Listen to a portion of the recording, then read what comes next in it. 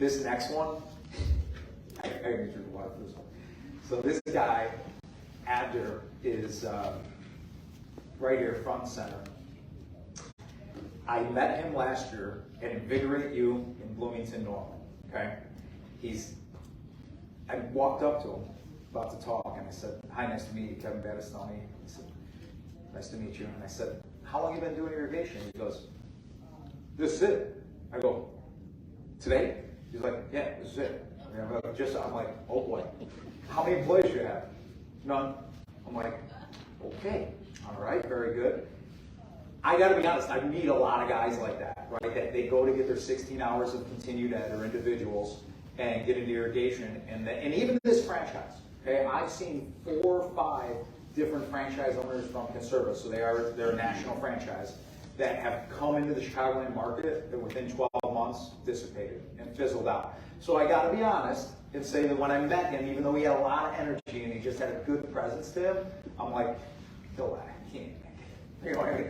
And what I found out very quickly is he is going to make it. He had no employees. I'm gonna start at the end of the rope here. I'll tell you the result of year 1 for Abder. And so he's just celebrated 1 year in the industry. In 2022, he serviced 1,300 customers. Okay, he had a 63% profit margin.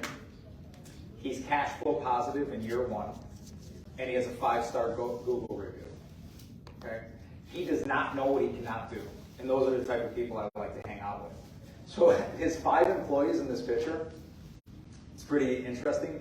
One of them worked at Costco. One of them was a gas station attendant. One of them worked for Comcast, and the other was a server at a restaurant. Only one of his employees, rather, had industry experience out of his 5. And he goes, Kevin, he's like, people want to talk about a people shortage in our industry. He goes, there's no people shortage. He goes, there is a leadership shortage in the industry. He said, I treat my employees like my children. I go, well, what's that mean? What's their call? He goes, no. He goes, I want the best for them. He goes, and they know I want the best for them. Now with him, the onboarding process, or scouting them, let's go back to that. I said, how do you meet these people? He goes, well, the guy at Costco, he goes, I love people. He's like, I engage with people constantly because I truly enjoy that engagement. He said, and I don't go into it looking for an employee. He goes, I just go into it to meet people and get to know them. And once I've gotten to know someone, I'll ask them flat out, do you enjoy what you do? Do you enjoy working here? What about it do you not like? What would you change? He goes, and through that organic conversation, the Costco employee said, geez, he likes the culture. The culture at Costco is cool. They're paying him pretty good. The benefits are pretty solid. But what it was for him was the set hours. He wants to coach his kid. And I'm just like, well, in my company, I make the schedule. I can craft your schedule around your family time. No problem. That can work. So if one thing our industry has, and I'm going to speak to it with Kurt Litton, one of our other people I interviewed, is flexibility. We're asking people to do labor-intense work when they can get a job making the same money in air conditioning. So we've got to look at what are the X factor pieces, and one of them is flexibility.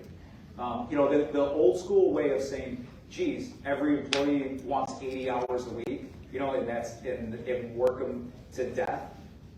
When I survey people, what green industry professionals, most of them, the sweet spot's about 50 hours a week. They don't want more than that. And they do want the flexibility component, right? So sometimes in leadership roles, we get mistaken. It's like kind of like with my brother, right? I'm just going to pay him a bunch of money, and I'll work him like a dog to death. Once you get above 60 hours, the efficiency of your employees drops dramatically, okay? They're not even making you as much money because they're not working as efficient. So work-life balance, I don't really believe in myself, but I hear the buzzword sometimes. So with Abder, the onboarding process, well, in the first year, getting a truck, right? So ride-alongs for a month. It's a 2-month onboarding for him as well.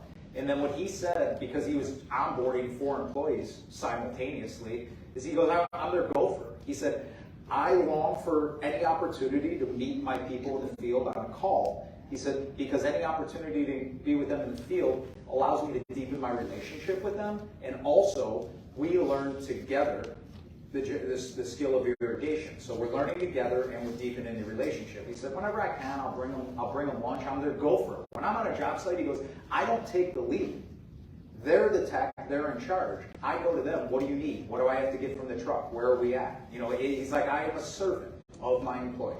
And I gotta say, when I went to do this training at his office, he was just that. He ordered Blue Malnati's for his team. They were all sitting there, food, you know, the phone's off and away, and he served them all food. He literally put the pizza on the plate, gave them the knife and fork. What do you want to drink? I mean, they were king in that room. I mean, it was very, very clear the mannerism in which he treated them.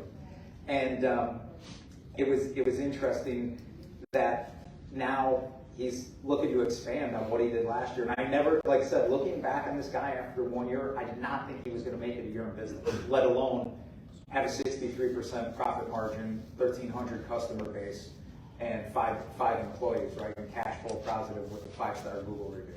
So I got to tip my hat to him. He just did a tremendous job. His book recommendation is, he had about 5.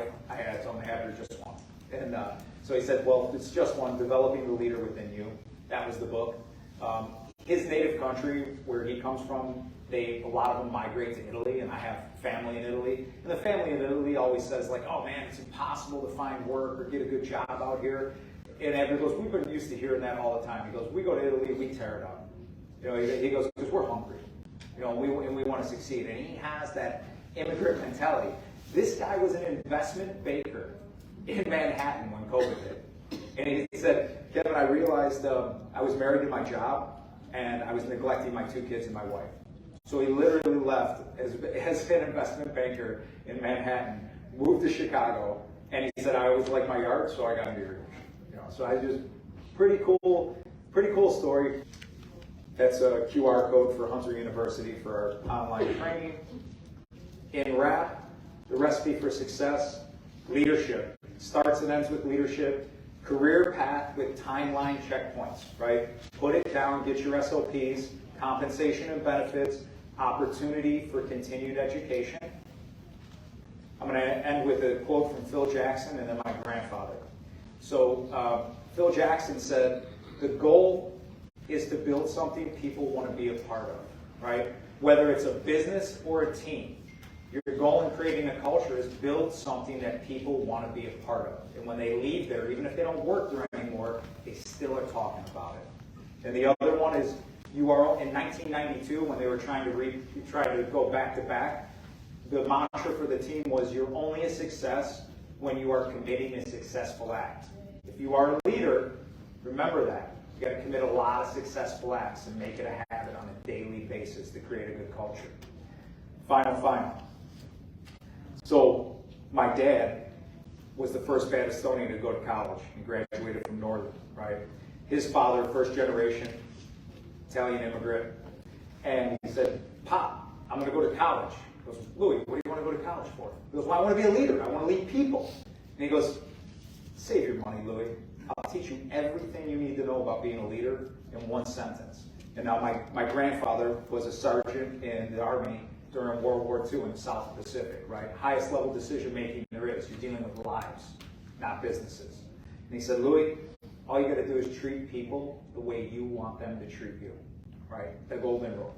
We've all heard it. Come by booth 1812. The game has changed. The partnership hasn't. If you want to get in contact with me, you can hit that QR code.